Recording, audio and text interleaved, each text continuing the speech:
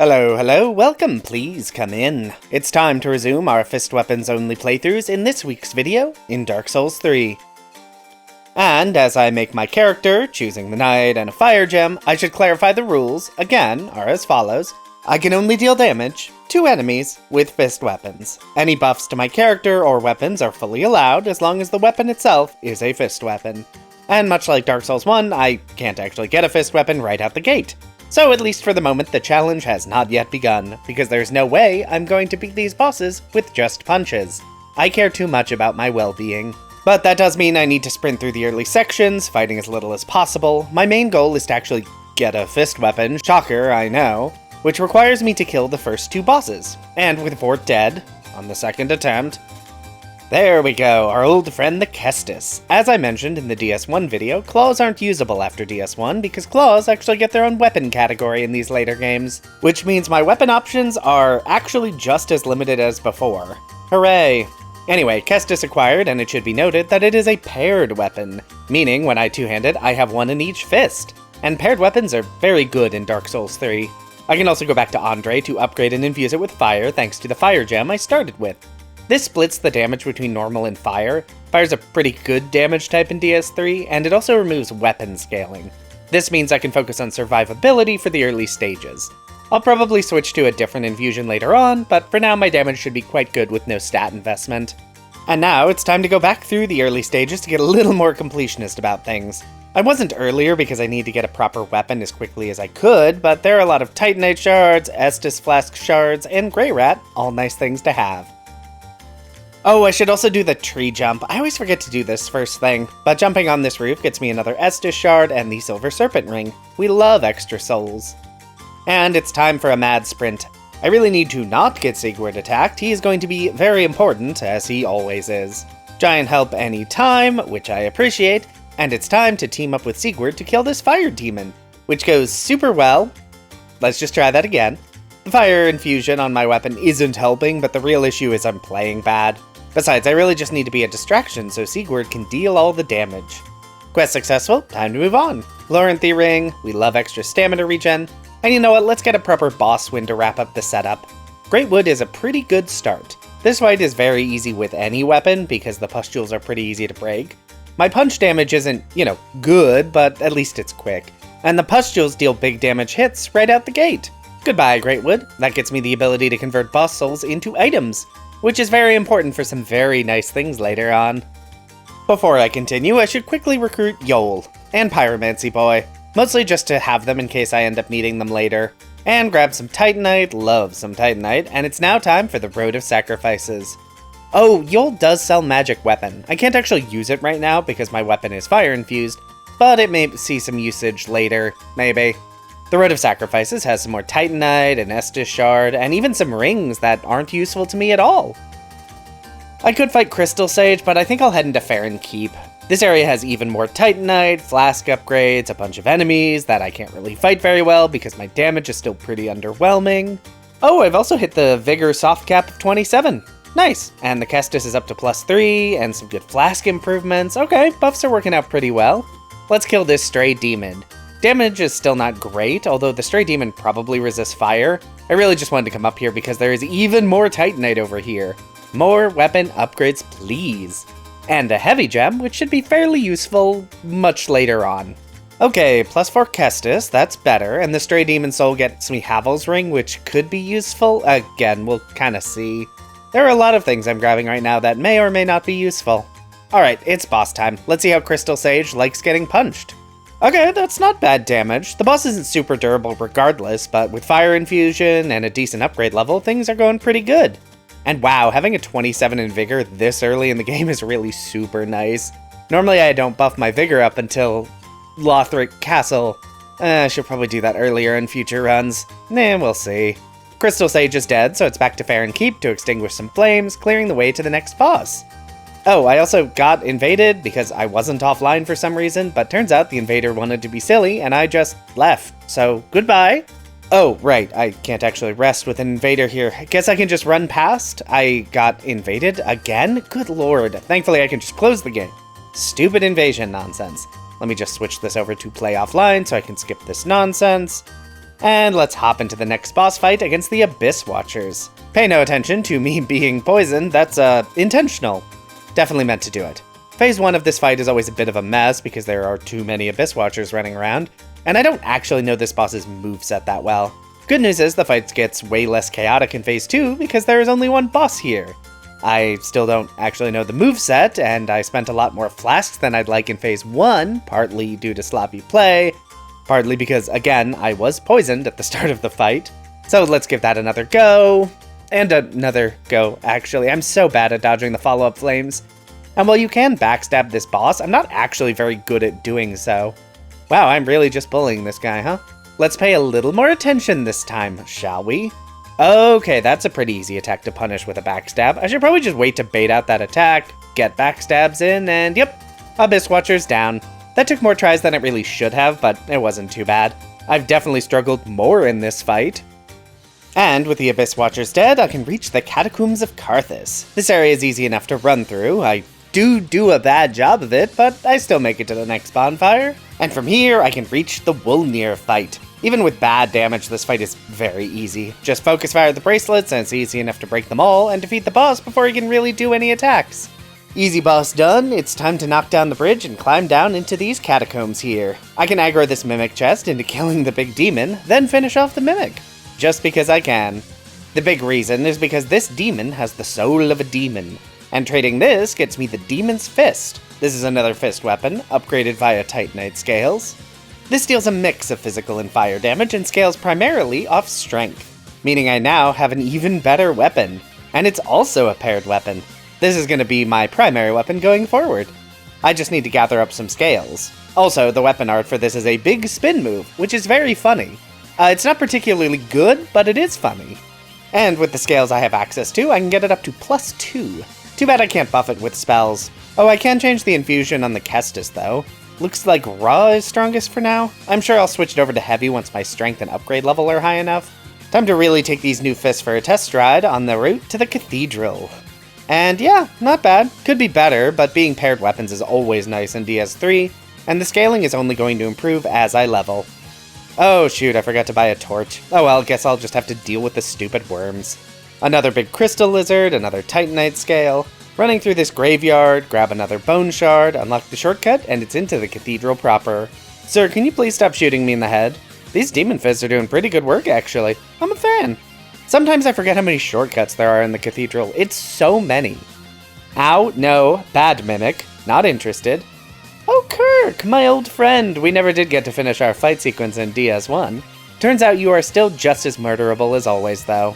Oh yeah, these slimes take a lot of damage from fire. That's actually really convenient. And will Patches be over here? Yes! Oh, that's exciting. I guess I took a different route than normal. Always good to see him here. Not that it super matters, since he should show up in Firelink regardless, but I always feel better seeing him early.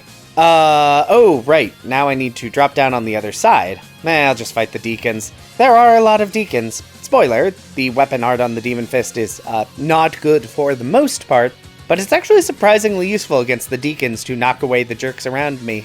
And yeah, it's deacons. They are not super dangerous. Okay, deacon's dead. It's back to Firelink Shrine to ride the elevator up to here, and then I should get locked in. Do I need to talk to Patches in the Cathedral since I saw him there? Hopefully. Otherwise I've ruined his quest, and therefore Siegward's.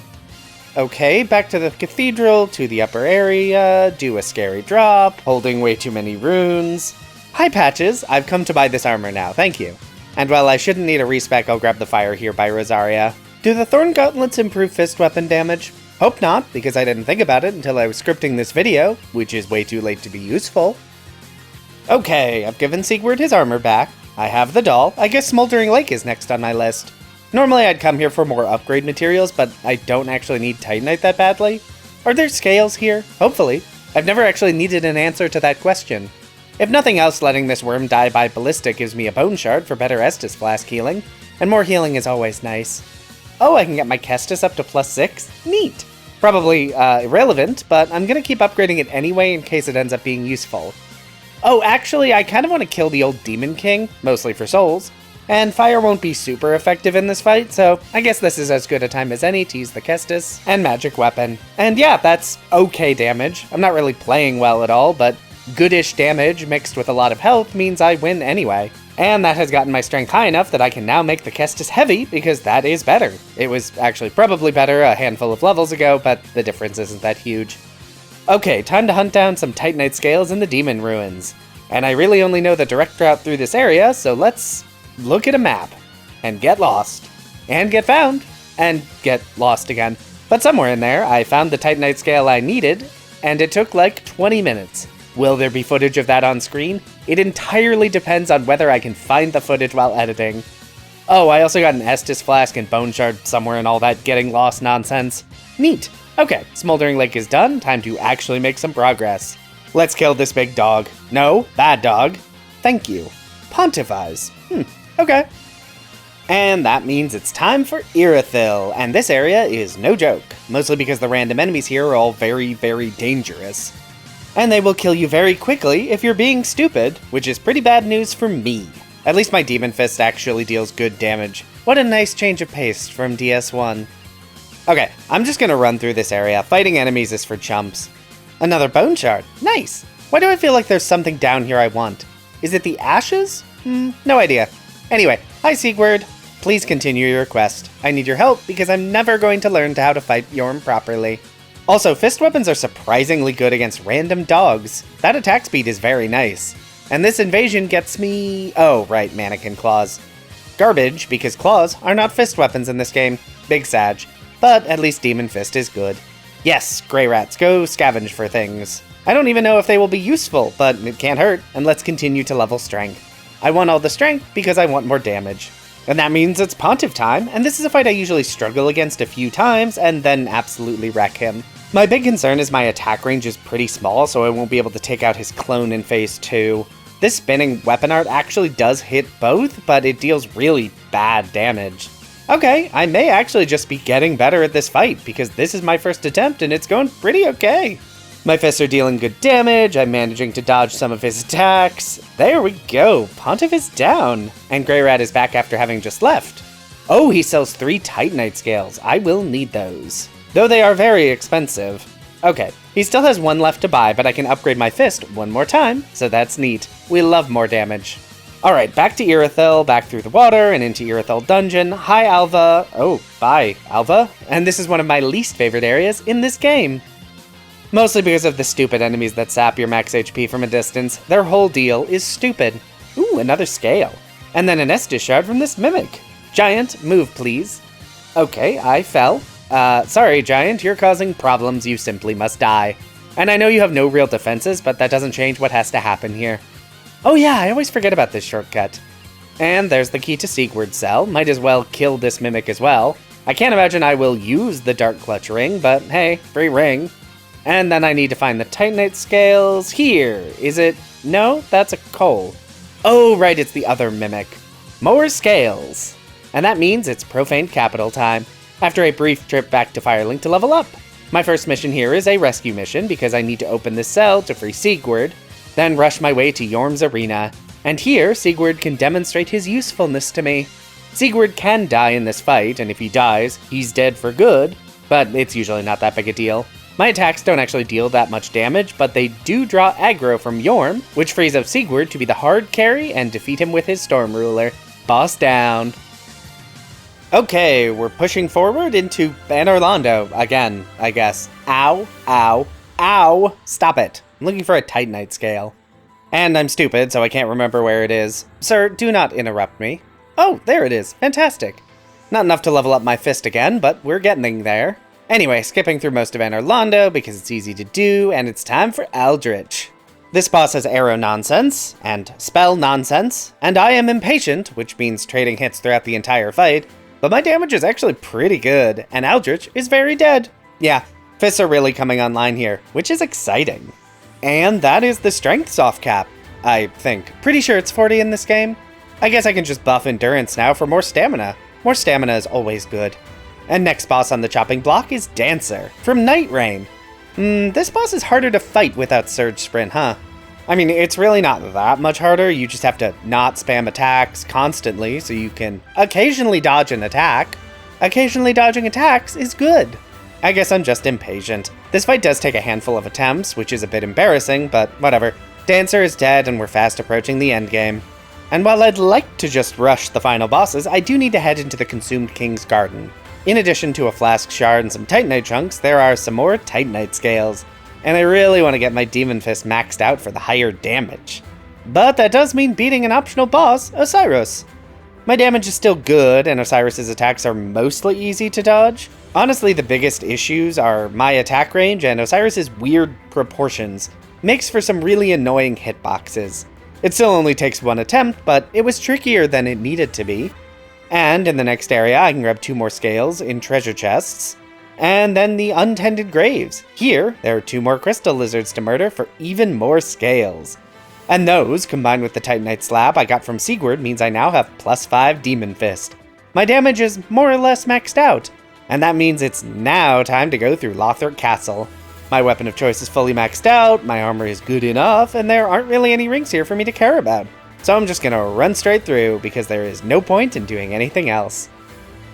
And that gets me to the Dragon Slayer armor, and look at that +5 damage. This Demon Fist is going absolutely wild. I am, admittedly, not as durable as I'd prefer, so I do die because I play a little bad, but let's hop right back in. The shield attacks just come out way faster than I expect. Second attempt, suitably humbled, and a little less greedy, and the fight goes way better. I mean, I still suck at dodging the Dragon Slayer armor's shield attacks, I just never see them coming, but I'm pretty good at dealing with the other attacks, and my damage is good enough that I win this particular DPS race. Let's go more health. It's not a ton, but it's probably more useful than anything else. And that means there's only 1 area and 2 bosses left. The archives are long and fairly dangerous, but there isn't really anything here I want or need. I mean, I guess there's Grey Rat's Ashes, that might unlock some useful purchasables. And an Undead Bone Shard, and there is still 1 more Estus Flask Shard to grab. I think that's the last one I'll be grabbing. There's probably one I missed somewhere, but that should be more than enough to finish off this game. 1 last sprint to unlock the final shortcut, and it's Twin Princess time. This fight has given me a lot of problems in some prior runs, but I'm seasoned, experienced with every attack this boss can throw at me, except the most obvious, most damaging one, apparently. Anyway, we'll just try that again. And fantastic! Tripping at the finish line of Phase 1 to the exact same attack. I do hate that this boss's teleport breaks lock-on, it's really annoying for this attack specifically. Okay, we get back in there, we remember how to play the game, we don't get greedy. We delight in the big punches. We make sure we're near max health so we survive when we still don't dodge properly. And that is at Phase 1 completed. Thank you, that should have happened on the first attempt. Phase 2 is in some ways easier. The princes teleport less, so they are a bit more predictable. Lothric does throw out lasers, but they're not too difficult to dodge. Really the only attack to worry about is the same attack, which I am, for some reason, 0 for 4 on dodging. Next attempt, and I actually dodged the big sword blast. My one weakness, apparently. And into Phase 2, and I dodge it again! Thrilling! 6 hours in, and I remember how to dodge an incredibly telegraphed attack. Sometimes, watching back footage, I must ask the question, do I even know how to play this game? Anyway, I don't manage to one-cycle the fight, but it comes close, and now that I actually remember the timing on the big attack, the Twin Princes can't really do anything to me. And then there was one. Let's end this with a bit of drip, because I've been in the same outfit the whole game. So let's switch it up, because it's time to do a dance and finish this run off nice. Hopefully, without embarrassing myself too much. Okay, damage is good. Play is fine, mostly. Okay, getting poisoned isn't a great showing, though I do think the Pyromancer form of the Soul of Cinder is actually the hardest to dodge, though the Holy Warrior variant can be a problem with the range on the attacks. Okay, so it's not going to be a one-shot. That's a bummer, but you know what? All that matters is winning. Yes, stay in Sorcerer form. That's the easiest form to fight. And here we go, it's Gwyn time, which is actually the easiest. Usually, I'm doing really bad. Okay, no heals left, I'm already embered, and the boss still has over half HP. And there we go. No heals, no health, just 2 fists and a dream, and Cinder goes down. And that was Dark Souls 3, completed with only fist weapons, and that was a lot of fun. Much like Dark Souls 1, I had no prior experience with fist weapons in this game. I was pretty sure they'd be better, because paired weapons in DS3 are almost always great, but it was fun to see that firsthand. But I will have more to say about that in the summary video, out in a few weeks. I did want to shout out that I do have a Patreon, linked in the description. I spend a lot of time making these videos. So if you enjoyed the video, want to support the channel, and are financially stable enough to do so, that exists. No pressure though, this channel is free to enjoy for everyone, and will remain that way. For now, if you like this video, be sure to hit that like button. If you'd like to see more of this, feel free to subscribe. Hey, maybe leave a comment if you have something you'd like to say. But whatever you decide to do, have a safe trip home.